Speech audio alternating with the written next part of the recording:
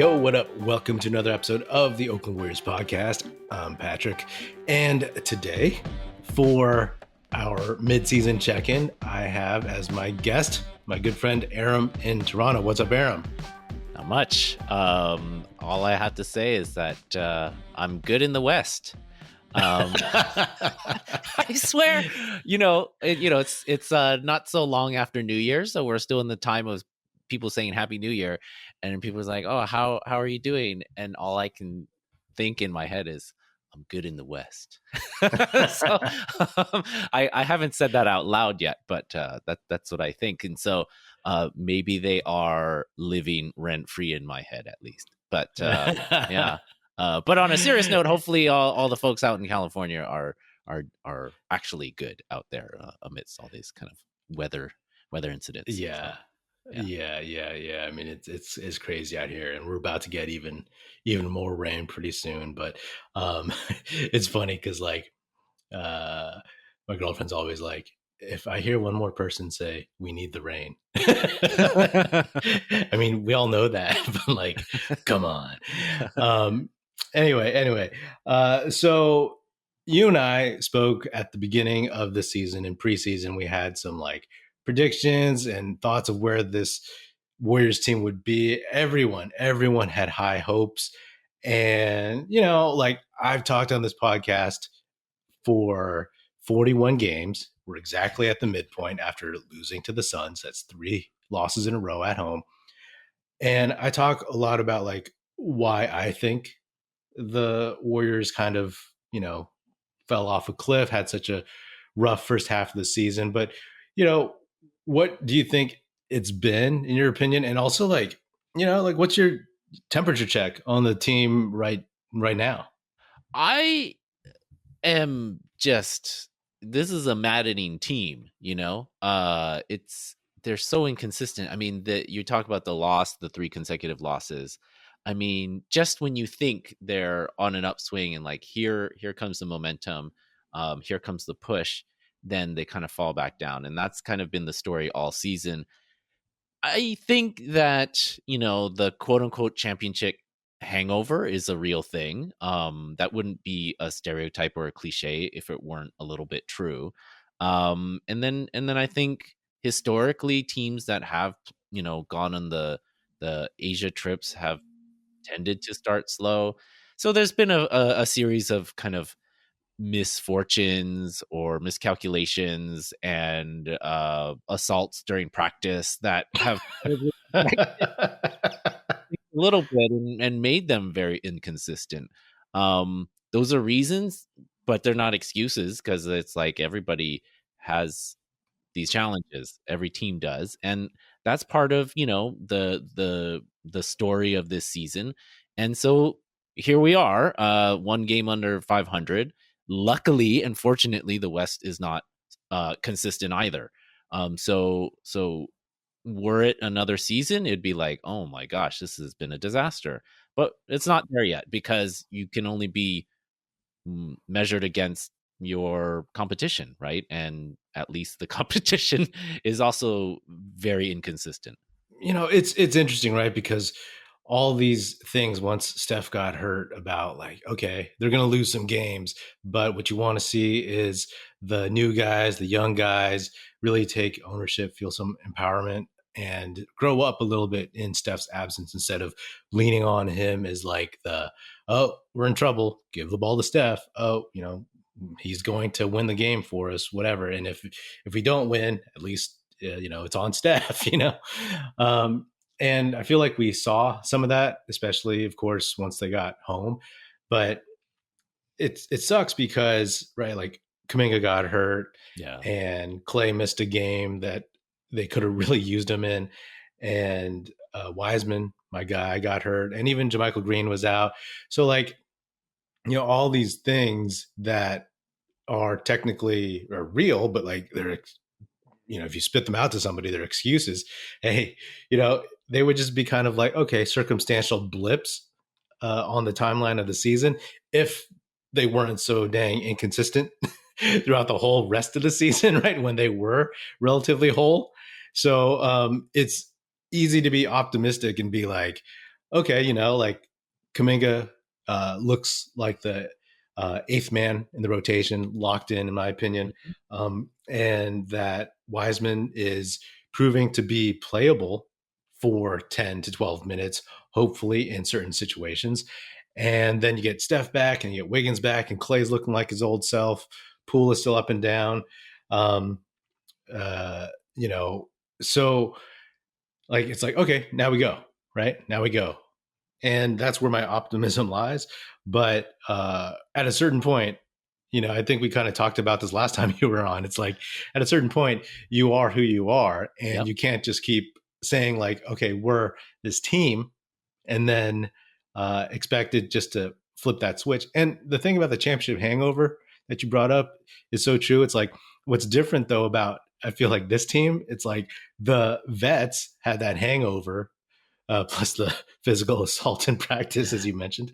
Um, but like the young guys, they kind of had their own version of a hangover because Yeah. they they didn't realize how hard it was going to be, or they didn't realize that they weren't yet ready, and they thought they had already arrived or something. And so, like those two things were very, to me, like two isolated types of hangovers. And then when you combine them, it makes it even worse. You know what I mean? Yeah. Yeah. No, I mean, I think that it's been frustrating. So there's this on sports radio, especially during baseball season here in Toronto. There's this ad for a weight loss clinic that says, "If you could do it yourself, you would have done it already," right?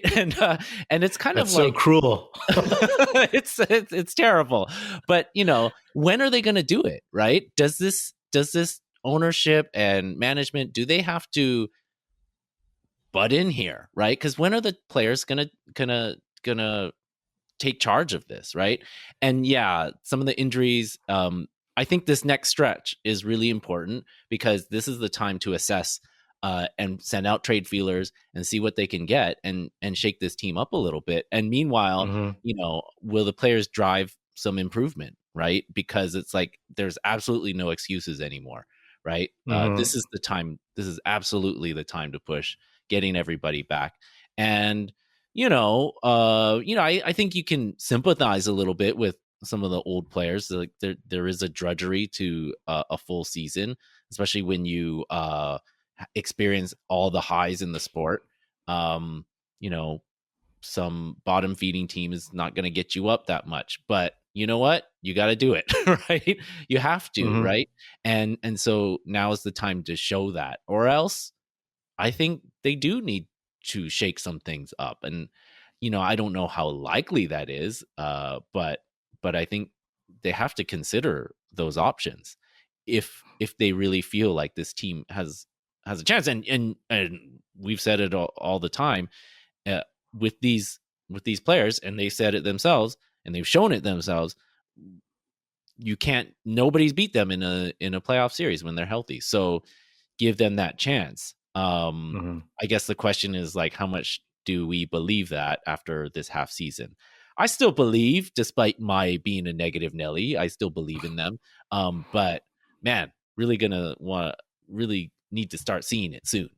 It's funny, right? Just to talk a little bit more about the championship hangover. It's like I'd said earlier in the season that um, it's almost like the Warriors starters and their vets were used to this hangover, but they weren't used to having like these young guys who couldn't pick them up and who couldn't like, kind of close out some games and hold leads. It's like instead of going to the bench with in a close game and then like having Sean Livingston, uh, Hmm.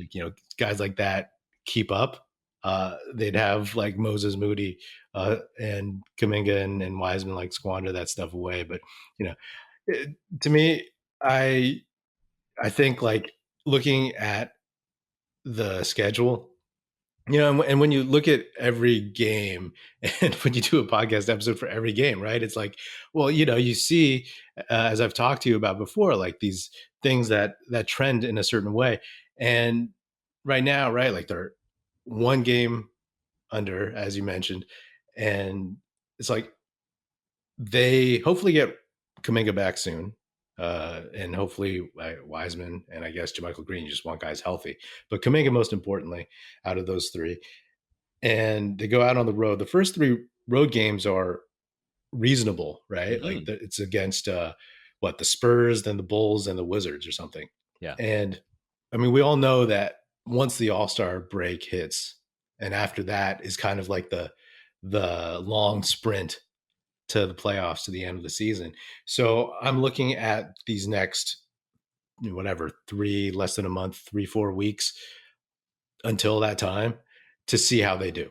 Right. Yeah. I don't care. Road, home. It's like basically this is it. You guys are getting guys healthy, and Steph, he, got basically a month off his legs. Wiggins, he's at least looked good in terms of that, his activity and his like mobility and athleticism, and that, especially in that fourth quarter against the Suns. So it's like, okay, this is it. This is what we're going to really, really weigh this stuff on. And then, of course, even before the All-Star break is, I think like 9 days before, it's like the trade deadline. Yeah. So there's opportunities. And I've said throughout the season, like to me, it's like, okay, let's see how these guys play out. And then if they need to make a move, they'll make a move. Unfortunately, the guys have been hurt, so you can't really tell, right? Like this is either if you're a James Wiseman believer, then this is when he proves that he deserves JaMychal Green's minutes, right? Yeah. And then if you're a James Wiseman hater, this is when he builds up his trade value, so you could trade him for somebody. This would have been the time to see, like, oh, is he enough to take some pressure off of Looney and take a little bit of time off of Draymond Green's minutes played, right? Just giving them a little bit of extra rest. And it's unfortunate,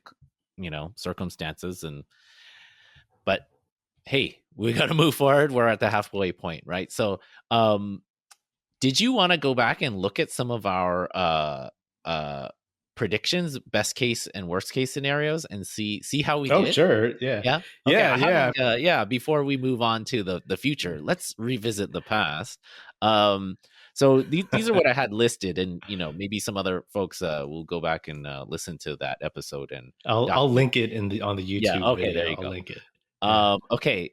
Of course, me being me, I did worst case scenario first.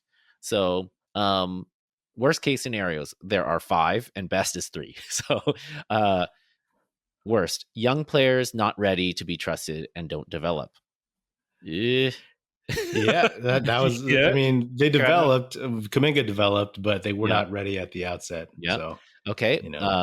Depth is not enough to get a top 3 seed. Also true. You could be right. It might not be enough to get a top 8 seed. Yeah, I mean, top 3 is still in reach, but that's not any of the Warriors doing. That's everybody else, right? Okay. Steph's regular season is worse than last year's regular season, signaling a decline. Not true. Not true. No. Yeah. No. Okay. That's nice to not be right about that. Contracts matter, and it affects team chemistry. This was before the extensions were made. So, but maybe it did matter and affected team chemistry anyway. Hence the that book has yet to be written, I think. Yeah. Okay. Okay. Well, and this one we'll only know this in a few months. Warriors flame out in the first round and lose to the Grizzlies or Lakers. They probably won't lose to the Lakers unless it's in the play-in. But you know me, I hate losing to the Grizzlies, so that is yet to be seen as well. So possible. Yeah. Oh man, those were your pessimism was was fulfilled, man. Well, okay. Well, let's look. Let's see at the best. One of Moses Moody, Jonathan Kuminga, James Wiseman is ready now! Exclamation point. There you go. Yeah. Okay. I think Kuminga definitely ready to contribute. What he did in that Charlotte game was just like a glimpse of the like near present, right? So, or near future. So, I'll take that one. And hey, we've talked about that. Out of one of these players, we just need one of them to be really good. Truthfully. So it's still possible. Okay. Well, two timelines works out and helps them get through the season. Vet's in a good spot for the playoffs. We're only I halfway through the mean, season. I would say for the first half that did not work out. But like you said, there's another half of the season. Yeah. Okay. And then the last one, again, we won't know this one. But I guess it's so Warriors take out Lakers, Grizzlies, Clippers, and whoever else and repeat. Well, we don't know. I guess these were just my top three hated teams. But, that's why I picked them. That would be a hell of a run. But I guess we won't know. Yeah, I mean, it's not great that a lot of the worst case scenarios have played out so far, but yeah, I think honestly, like that's probably true for a lot of folks. Maybe there were some people who were a little bit more grounded in their opinions and projections on the season. I think that I definitely overestimated the young dudes, and I'll fully admit that. I mean, there's episodes in the archives from a couple months ago where, I was talking about how talented this roster is. Like, is this quote unquote the most talented Warriors roster from top to bottom? And in theory, it still could be, but like obviously, some guys were not ready to fulfill that talent and still haven't gotten there yet. So, but that stuff is, man, when the season is over, I'm gonna have to go back and like watch some of those episodes or listen to some of them, because I did believe it. I wasn't just blowing smoke, but I was like, okay, like I felt like some of this stuff could work out really well, and not to make too many excuses, but like, there were a few random hiccups that just threw the team off. But I don't know. Let's not look any longer into the past. Yeah, like I'm not here to talk about the past. Quote of Mark McGuire. I'm still highly optimistic, despite the self-deprecation about predictions and this team. But hey, and there's good reason to be, right? They're in a decent position again relative to everybody else, and considering how odd of a start and inconsistent they've been, they have a great chance. So we'll see. So I guess what are some things that you are looking forward to in the second half, and do you think a change is necessary? Like because let's I'm curious, do you think they have enough, or do you think they need something?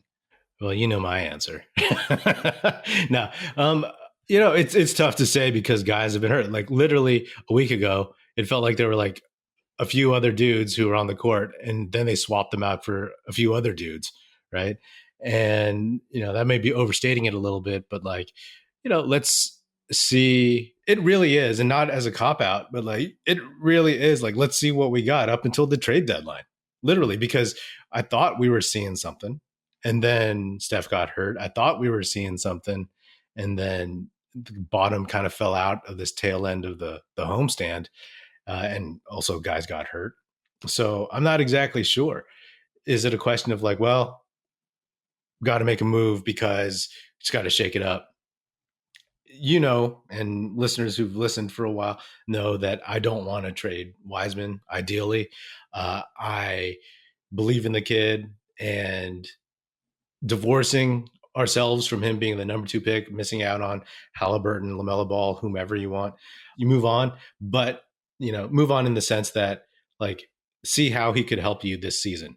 And it may not be asking a lot, may not be a lot to show for a number 2 pick being like, okay, hopefully he can give us like 12, maybe 15 minutes, but his ability to improve like after this season is his ceiling still really high. Yeah. So who are you going to get back that makes it worth it, right? Because there's so much chatter, right? Like if you go on social, if you go on Twitter, like there's just so much Wiseman hate. And I've said, and I've, interacted with folks on YouTube about this, like, hey, and I think I talked to you about this too. It's like, well, maybe we could move Moody and not knocking Moody in general. I think all the lotto picks will be long-time solid NBA players, solid to very good to hopefully in Kuminga's case, excellent NBA players.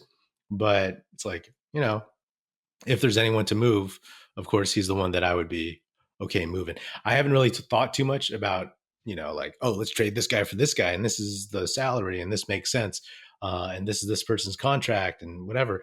But that's kind of where I stand.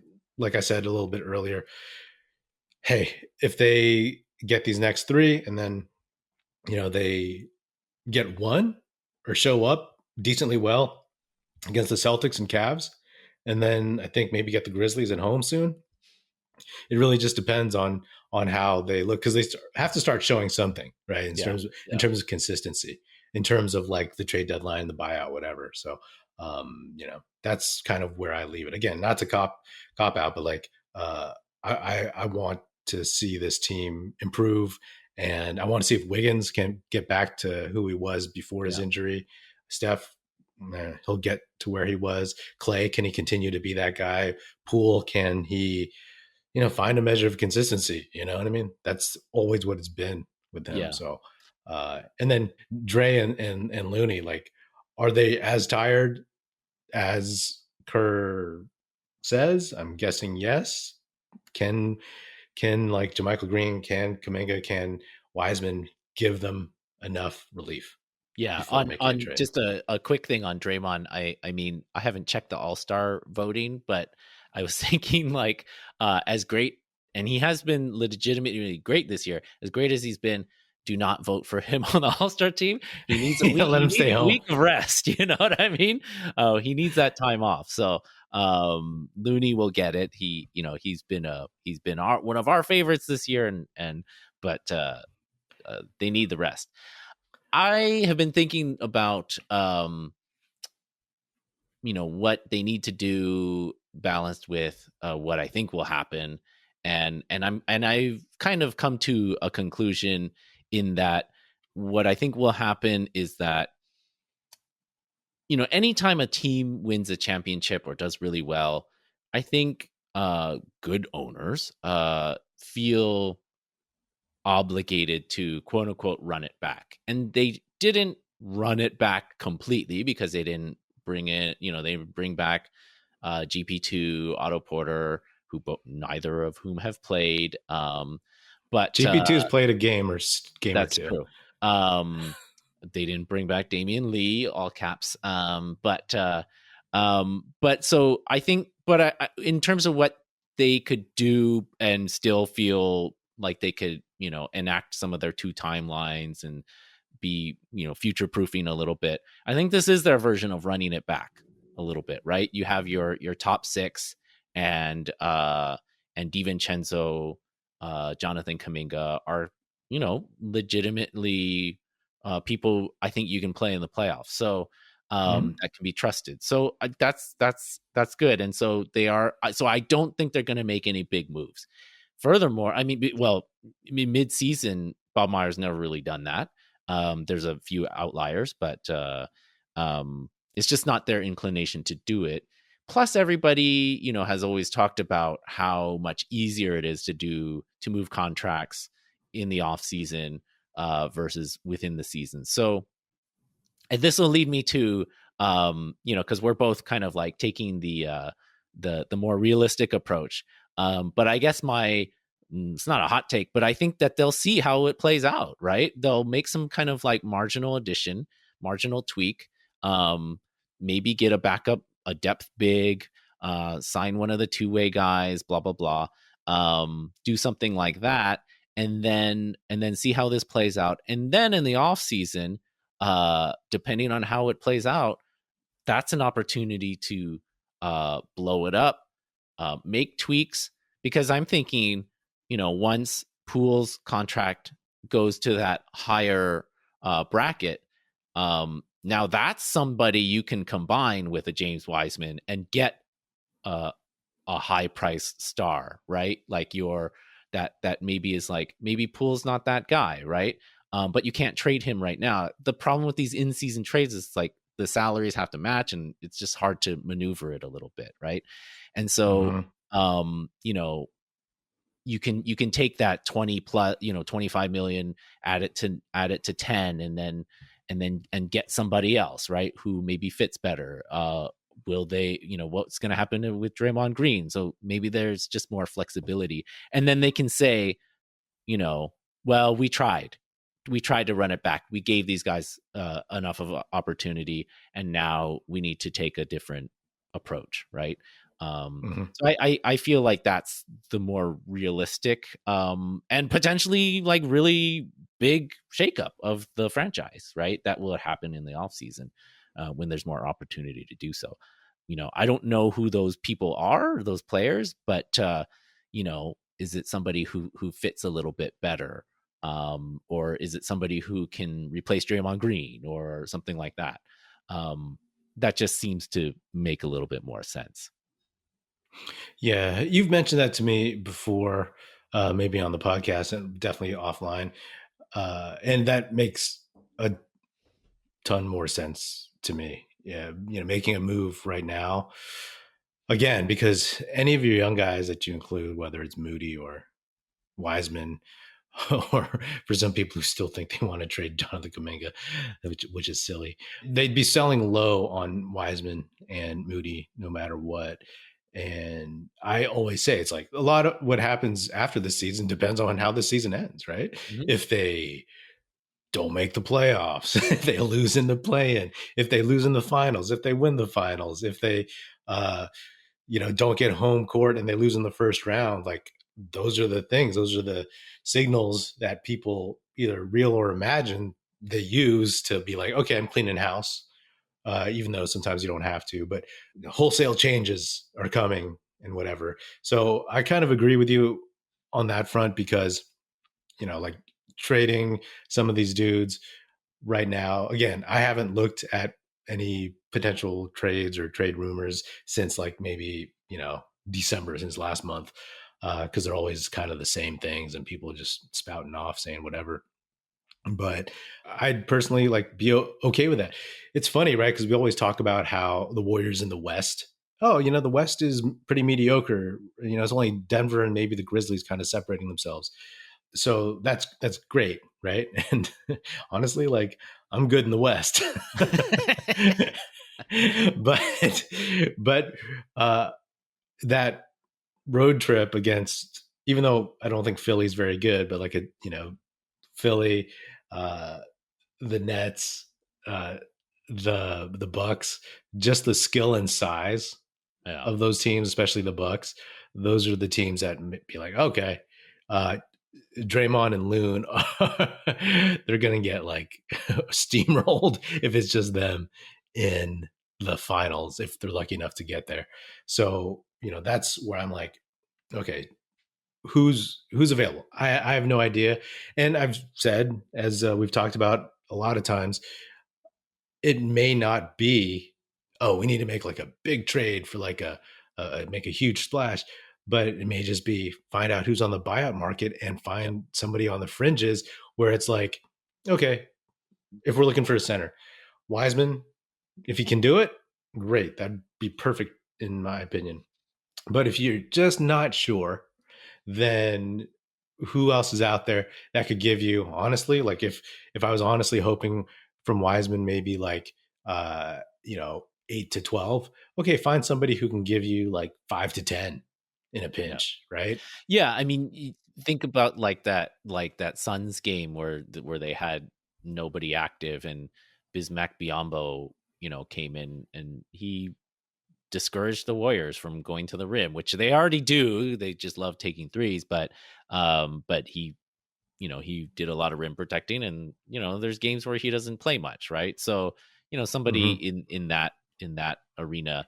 I mean, the trade candidates that you hear about are not really necessarily matches. I mean, some are, you could maybe get to Miles Turner's thing, but he's an unrestricted free agent, I think. There's Kyle Kuzma, also unrestricted. So these are rentals, and maybe that's not the best use of an asset, but then maybe that will be the, like, we're really going for it. But are they the best fits? Like maybe not, right? You got your Kuzmas, you got your Jay Crowders, people talk about OG, but there's no need for the Raptors to trade him right now. Like, again, probably for them, they'll wait until the offseason, if at all, while they, see how their second half plays out.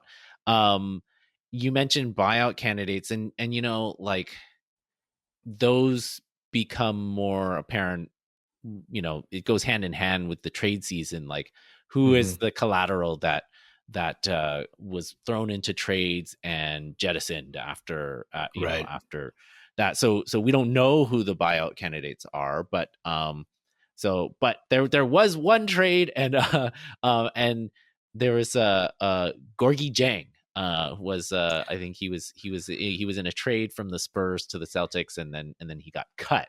And I remember, and maybe it's just because like there's been so few trades, and there hasn't been anybody on the buyout. You're like, ooh, because he's like he's one of these players who are like 3 years ago I was like, ooh, we should get that guy. And it's kind of like if you ever gone to like an outlet mall and you're like, oh yeah, I used to want that, right? And then so that's what it kind of felt like. It's like, oh, and now it's a good price, but now I don't know if I need it or if I want it anymore.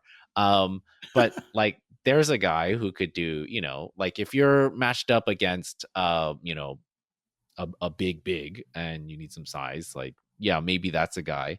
But yeah, we just don't know who the buyout candidates are. I was trying to like scroll through players who aren't playing much. I was like, Will Barton. You know what I mean? He's hardly Warriors playing. killer. Yeah, he's hardly playing in Washington. But yeah, I mean, but those are the types of players that maybe they will be out on the market. And for a late rotation guy, like, yeah, I'll take Will Barton over Ryan Rollins if I have to in a playoff game, right? Sure. Yeah. Yeah. So, but even though we don't know the names, let me ask you, what is the ideal addition, right? So I kind of broke it down into 3 categories. And I do have some names that are of people that are just free agents. Oddly enough, in this first category, so the 3 categories I did was depth big. So somebody who, like a veteran, like when they picked up Verajao, right? Like, we all agree he played too much. But yeah, like the second run of Bogut, right? Depth big, veteran guard, and probably somebody who's different than Ty Jerome, somebody who can like get their own shot, like I don't know, Kemba Walker. I don't know if he can get his own shot, but you know what I mean, right? Like somebody who's different than Ty Jerome, or a wing. So those are the 3 categories. What do you? And you can only choose one. What would you do? Oh, I go depth big. Yeah. Because honestly, like even just recently I was talking about Moses Moody, and I was like, look how many guards are in front of him: Steph, Clay, Poole, DiVincenzo, Ty Jerome, and so I think they're all right with guard. I mean, I get the idea of getting somebody who's like who can penetrate. Again, Kemba Walker, I don't know if he can still do that, but just somebody. But I don't know if there's anyone like that. And in terms of wing, like wing is the most valuable position still in the current NBA. But I like where we are with Kuminga, Wiggins, Moody in a pinch, Clay in a pinch, sliding up to 3. And I think I'm okay with that. But big, like I said, I mean, I've been talking this whole episode about a team like the Bucks, a team that's bigger. Even hypothetically, if we were to get to the finals and play the Celtics again, like, Rob Williams, especially if Loon and Draymond are a little tired, a little beat up. Sometimes I wonder if Loon should take a game off because sometimes when you're streaking this much, it's like when you're, a couple years ago, I was running every day and then my knees started hurting and then I just kept running, And I was like, my knees hurt. Yeah. Okay. My knee hurts. My Achilles hurts. I'm going to stop. Yeah. So I'm sure the training staff is keeping tabs on that, but like, maybe for his own good at some point, he should take a step Yeah, there back. But was one yeah, of those games earlier this year where they were clearly punting, and then he played like 5 minutes, and it's like, no, yes, why? Right, it's clearly for the streak. Okay, so I mean, you mentioned these bigs, and when you hear a list that I found, these guys might not play much in a playoff game anyway. But um, so the aforementioned Gorgie Jang, we got these are people who are free agents right now, as sure. far as I could tell. DeMarcus Cousins, Derek Favors. I don't know if he's still playing basketball. Hassan Whiteside. Um, Oof. and part of this is like you Google people and you're like, wait, where are they right now? Marquise Chris. Ah, Is he playing in China? I don't know. Maybe I he had no is. idea. Uh, Hmm. I mean, when you look at a list like that, you're like, ooh, I don't know if any of those guys, Yeah, it's slim pickings again. Like you're asking me for like just looking at the roster, who to plug in. I mean, if you showed me a list of wings and then showed me a list of guards, then I'd be like, okay, I'm taking best player available. Well, yeah, I Probably mean, at that point, okay, right? I tried to do the same thing with wings, and this is a situation where like Moses Moody got to be better than these guys, right? Um, Mo Harkless, uh, Trevor Ariza, is he still Oh my playing? goodness. Rodney Hood, Josh Jackson. I don't know. I mean, surely Moses Yeah. Moody is better than those guys, right? Yeah, I would hope so. And yeah, so this isn't a very like encouraging, slate of players, man. So, But there will be more. There will be more after the trade deadline, and it's people will get dumped and for yeah.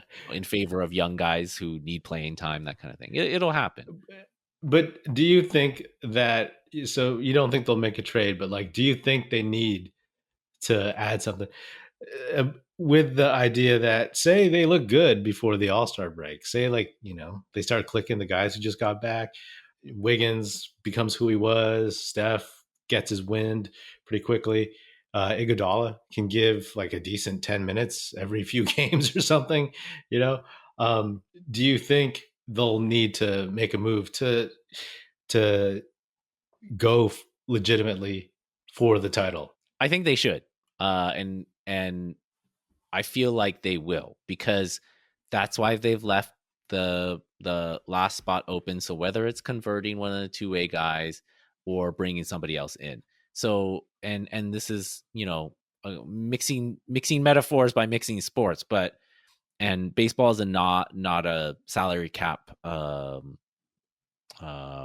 sport, but when teams are in a pennant race, they'll often make some kind of acquisition to show that you're serious, right? So Mm-hmm. whether it's converting one of the two-way guys, bringing somebody else in, shows like, okay, this is who we got, and now we're serious, right? Like these are the guys we're going to ride with, and the rest is up to you, right? In terms of the players and the coaching staff. So I think they can and they should, and I think they will do one of But I those things. mean, Ty Jerome and Lamb aside, right? It's not going to be like, okay, here, let me introduce you to Anthony Lamb. He's a 15th guy on the No, roster. but I think Like, it does make a difference in that, like, those guys are, you're saying that this is somebody who we are going to count on. This is right? somebody, Okay, no, that's fair. right, Yeah, right, and yeah, you're showing, and these are the reasons why, and they won't explicitly say that, but the people will, the players will know, and it will probably solidify things, right? Like if Lamb is converted, then it'll be like Moses Moody will be like, damn, I'm not getting in a game. um, either and it way, just, either him or Ty Jerome yeah, gets right. Well, converted. Moses Moody ain't getting the game. I mean, it has a cascading effect, right? So, Right. um, yeah. So I think that helps put people in, know where they are, as a whole. Like it sets the team Yeah. up. Yeah. No, that's fair because they're making that commitment to one of these guys and being like, hey. So let me ask you, Lamb or Jerome? Oh, I, I think I would probably go with Jerome because, uh, Andre's only played what, 2 games, but he kind of Mm-hmm. fits that position of that Lamb does. They do different things. Lamb shoots better than Iguodala, but I think the whole point has been to get Iguodala ready for this back half of the season, right? Mm-hmm. And maybe that's why Lamb has played so much, is to kind of Mm-hmm. keep the seat warm. Um, there's no what Ty Jerome does. There's nobody else that really does that, and obviously you don't want to be in a situation where you're relying on him. But when he has played, he's played pretty well. Um, if somebody, knock on wood, gets hurt in your backcourt, then here's a guy you trust, and somebody you trust a lot more than Ryan Rollins, who Mm-hmm. unfortunately will be on the roster. So I think it'll be Ty Jerome. And when he was playing with Wiseman, although it would kill me that he never passed to Wiseman on the pick and roll, uh, Wiseman's pick got him open for his little, off foot floater, and he was scoring a Mm-hmm. bunch off those pick and rolls. So, let's say you got in a playoff series where Poole misses the whole series, and you need a guard off the bench who can get you 6 points. Mm-hmm. In a Wiseman pick and roll like that, you'll take that, right? To me, it's like if you sign Jerome, then that's the question I ask you. Then it's like that I asked you about 10 minutes ago. Are you good with that team? You know, are you good with that team moving forward? Assuming maybe not best case scenario for everybody, but that everybody, the roster overall, collectively gets better, gets more focused, and kind of plays up to what we've seen in flashes before. Are you good with that? With good health, everybody playing, you know, at some form close to their optimal, then I'm good in the West. I think I know the title of this episode. Um, in terms of Lamb and Jerome, I go Ty Jerome. It's so weird because I've talked to you about them. How like I really like a month ago I was like I hate seeing these guys on the court. Let's Yeah. develop Moody. Let's get Wiseman out there. And then Ty Jerome really grew on me. And then I listened to the Point Forward episode, the Andre Iguodala and Ty Jerome on there, and I was like, oh, I like this kid. I didn't realize he, won a title at UVA. I didn't see some of his highlights, and like, talk about DiVincenzo's pedigree. I'm like, okay, this is a solid pedigree too, and I like what he brings. Weirdly enough, I keep waiting for Anthony Lamb to like, the bottom fall out of whatever he's doing, but he's still consistently hitting shots, even though recently he's had this strange green light in his head. He's like, I hit 4 threes, and then he shoots like 1 for 11 the rest of the game. Um, but I think the thing is like now that Steph's back, Ty Jerome gets pushed down the guard rotation further, and then Anthony Lamb is still trying to. He can give you those, even though he's only 6'6", like Moses Moody's height. Mm-hmm. He's thicker and he can play bigger dudes. So I think right now he with Wiseman and Kuminga and JaMychal Green out, like they need him more. But ultimately, I would be more than happy if they ended up signing Jerome to that 15th spot because in a pinch, I think he'd be really really helpful potentially. And he could be. I mean he's a smart player. He may be a little short armed or relatively speaking, and then also not the most athletic, and and Short, especially on defense. armed and slow footed, and Yeah, he's a Tyrannosaurus about Rex that on kid. defense. I like something about that kid. Yeah. Yeah. That's on the scouting report. Yeah. He's slow and has short arms. um, but as the fifth or sixth guard, whatever it would be, I'd be I'd be all right with that. But yeah, I'd be good in the West. And then it'd be a question of like who we would face facing the East. So, Hey, you know, they got to play us too, right? Like you sure you got they all these big do. teams, but they got to stop us too. So that's what I'm hanging my hat on. I really, really hope that Wiseman comes back soon enough to play in the Garden, to play in the Celtics game.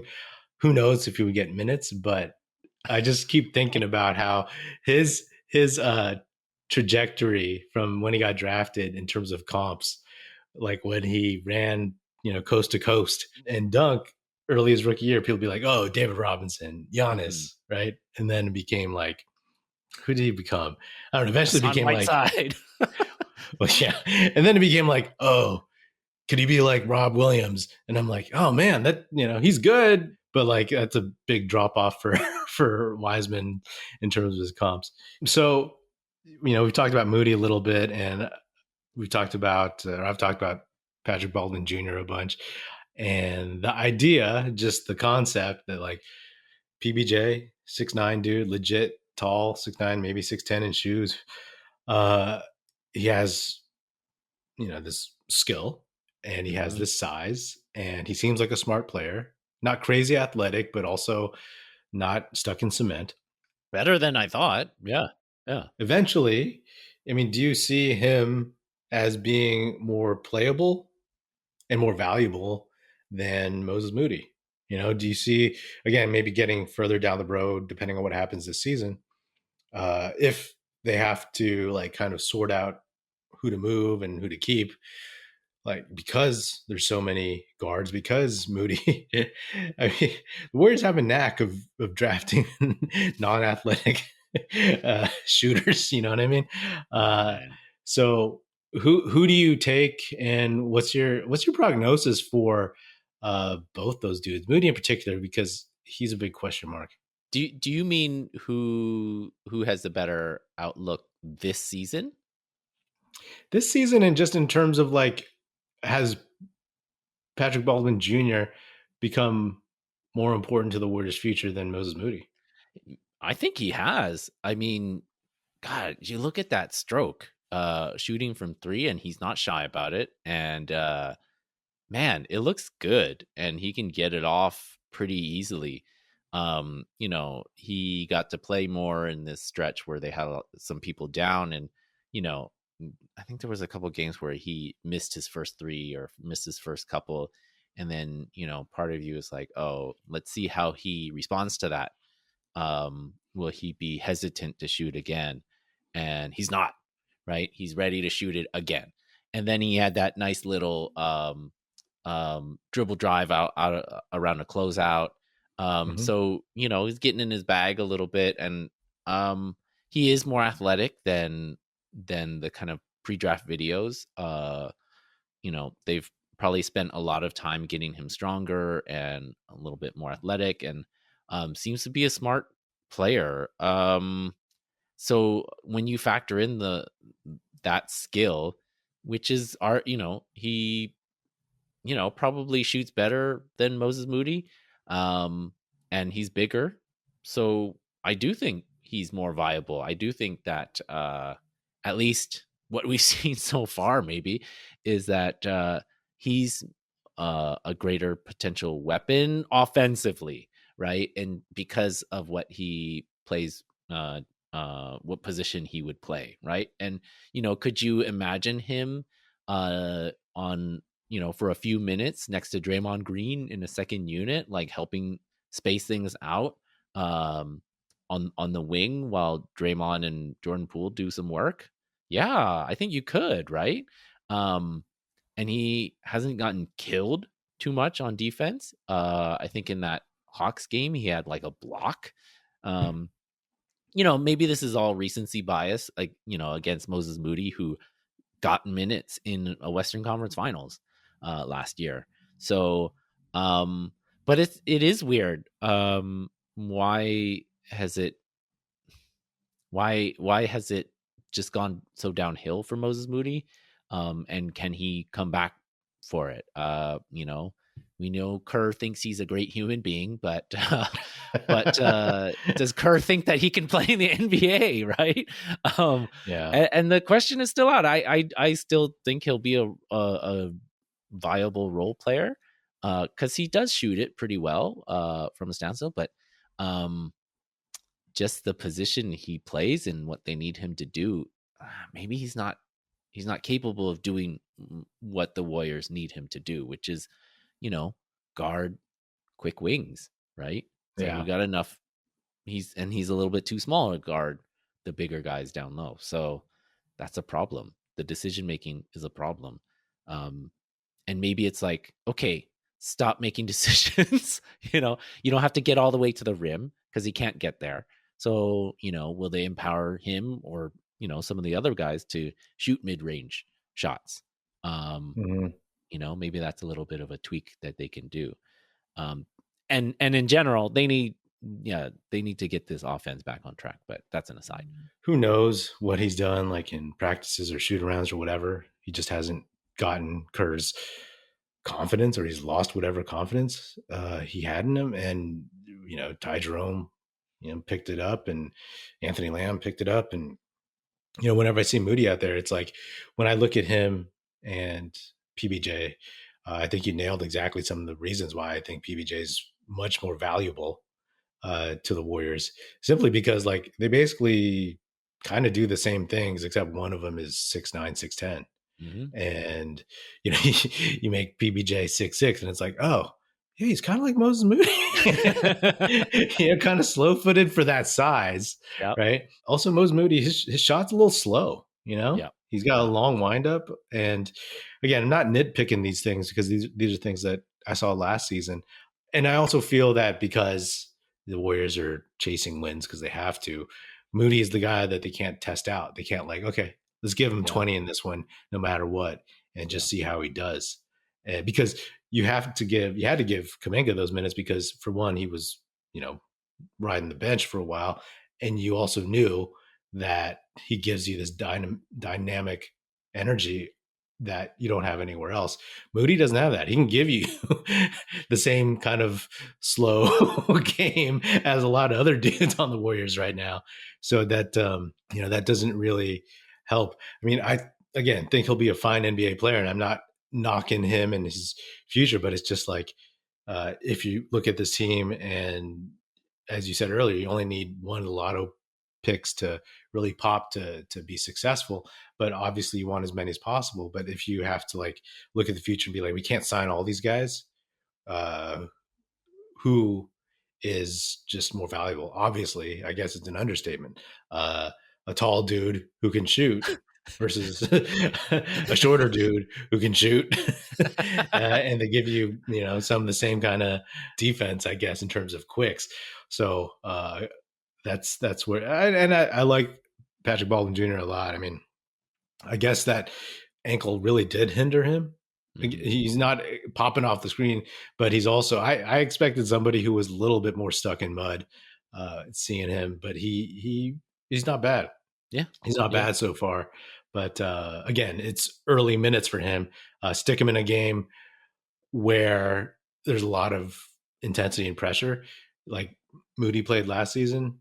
See how he does. But I think the kid has a good future. And same with Rollins. I just think Rollins is a couple years away. Yeah, for sure. I mean, Rollins will get minutes next season, but again, depends on who's on the roster. So let me ask you, man, it's midseason, basically, all right, first half of the season over. Predictions.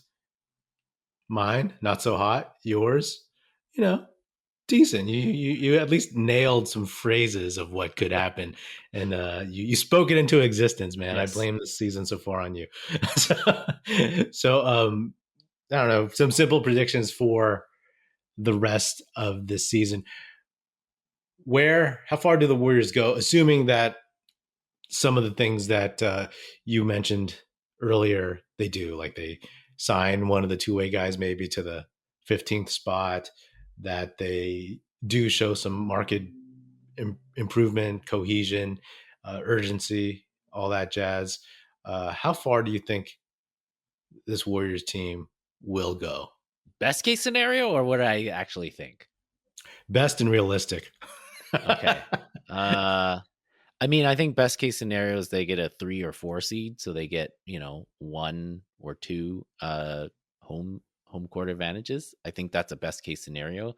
Um, I think it's realistic they'll get in that top 6 and out of the play in. I don't think all the other teams are going to improve enough. Uh, you know, all the teams have shown, what they are, and so there won't be too high of a variance to the point where, if the Warriors get 10 games over 500, that's probably good enough, right?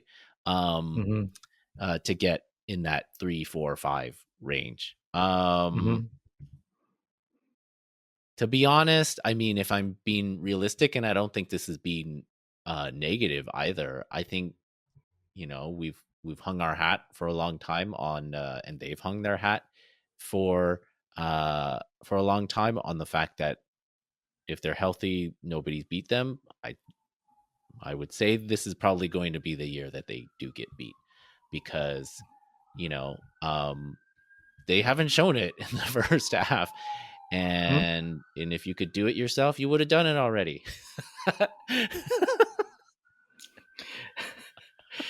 Yeah, that's fair. That's totally fair.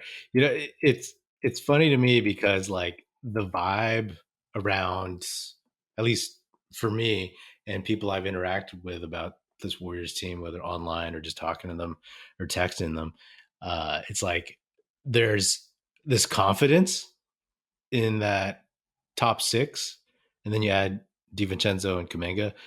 You feel good about that, but like this, as I spoke earlier, that uncertainty of like, well, like you guys haven't shown it, and in the playoffs, can everybody turn it up?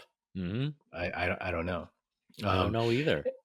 And like there's optimism, but it's also like, well, the reality is, even after this 8-game homestand, they're still 1 game under 500. I was like, hey, if they go 8-0, they'll be 5 games over, and they'll be like in 4th or 5th place, right, in the West. And they could have done that. And like that team is there, but all it takes is for that team to be there and drop a stinker like they had the last 3 games to lose a series. Right. Like that's what it is. Like talent is there. That's never been questioned, but like, can they pull it all together? And so that's what makes coming up with a prediction hard, because you'll have people be like, oh, they'll be fine, and when they're wrong, they'll disappear. And when they're right, they'll be like, told you. And then there's the people say like, oh, they're done. They're done. And if they're wrong, they disappear. If they're right, it's like, I told you, man, Wiseman stinks, all that jazz. But if I were to give my prediction on it, my best case scenario is obviously taking it all. Obviously. Faux, right? 16-0, best case scenario. Yeah. Now, then my realistic scenario is, obviously depending on who they face in the playoffs. Like, I also think they can get to the top 4 and get a first round home court thing, but I can see them like losing in the Western Conference Finals to a team like the Nuggets or the Grizzlies that have quote unquote arrived. Yeah. It's always, I always bring up in the playoff series like best player on the court, and those games will be potentially debatable, but then it's also like how everybody else performs. That being said, best case scenario, I can still see the Warriors beating the Grizzlies. I can still see, of course, the Warriors beating Jokic and the Nuggets, because that's still a decent matchup for the Warriors when they have things figured out. But will they have things figured out? And the other thing that gives me confidence about the West is like no one else has done it in the West, this current Western Conference landscape, right? Like the Suns, I think they're done still, no matter what.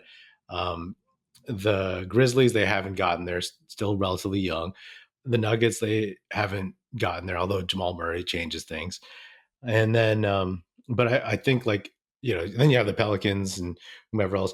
But I think that the Warriors, I still have confidence that they could beat anybody in the West, right? And then that's when we get to, as I've said a couple times now, like the East and the finals, and it's like, some of those teams are big and tough and whatever. So, those are my Homer and Homer Light takes for the Warriors this season. I will be stunned, though, I'll be honest, if they continue to be this mediocre all the way through. If they're this bad into heading into the All-Star break, I'll be concerned for sure. Oh, yeah, totally. Like then it's like they don't have it mentally, and then they just don't have the heart and the spirit for it, and the belief in each other to do it. And then wholesale changes, man. Wholesale changes. Yeah. But we won't get there yet. Off season, hey, let's not look ahead to the off season. But yeah, there's I think this is a big chance. They have a great opportunity ahead of them, considering the conference. They can still beat anybody, and they can also lose to anybody. But so they got to show it. And so this next stretch leading up to the All-Star break trade deadline, it's going to be super interesting. And it's also funny because, all the stuff I've read from Warriors fans and everything, it's like I guess, optimistic fans, or people who still believe in this team as currently constructed. It's like, it's there. They just need to access it. They just need to go on a run. They just need to have it click and be healthy, all this stuff. Right. And that could be the case. And then the ones who are really pessimistic are like, they haven't shown it. Mm-hmm. And this is I'm going by what I've seen, like Wiseman can't do this, or, they're not ready and all that jazz. And that's what makes, to me, this so interesting, because it's like those are both completely valid, right? Yep. Like, they have a very unique team that has carried some adversity to titles, and then also the team that just hasn't, in a way, proven it. And that's what makes it really, really kind of funny to be basically exactly mediocre right at the middle of the season. Yeah. You're in the middle of the pack in the middle of the season, and no one has actually kind of shown exactly who they are yet. So, I mean, even these next 3 games against the Spurs, Bulls, and Wizards, it's like, man, if they go 1-2 in those games, that's gonna be painful. That's gonna be rough, Yeah, because they haven't done it on the road yet, right? Yep. So got to show improvement across the board, and that's what it's got to be. Anyway, cool, man. Well, always good to have you on. Happy New Year. Happy New Year. Happy mid-month New Year. All right. Well, that is another episode of the Oakland Warriors podcast. You can find Aram on Twitter at Aram Collier, ARAM COLLIER.